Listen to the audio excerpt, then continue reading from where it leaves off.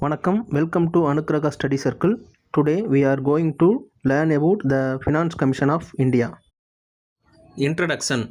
The Finance Commission is a constitutional body established under Article 280 of the Indian Constitution.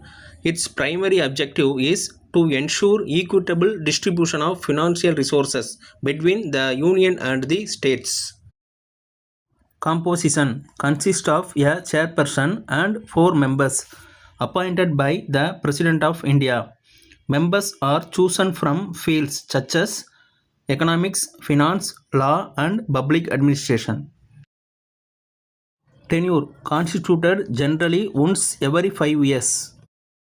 Functions Article 283 of 3 recommends distribution of net tax proceeds between center and states. Vertical devolution suggests principles for distribution among states.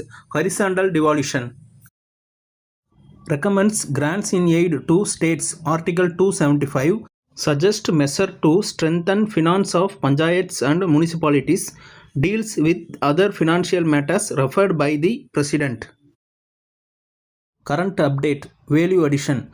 The 16th Finance Commission covers the period 2026 to 2031. Chairman Dr. Arvind Panagaria. Focus areas include tax devolution, state grants, disaster management finance, and local body finances. Conclusion. The Finance Commission plays a vital role in strengthening fiscal federalism by addressing vertical and horizontal imbalances and promoting equity and cooperative federalism.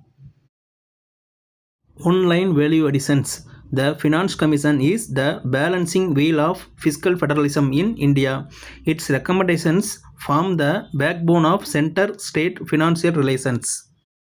Thanks for watching. If this video is useful to you, please like, subscribe and share it with your friends.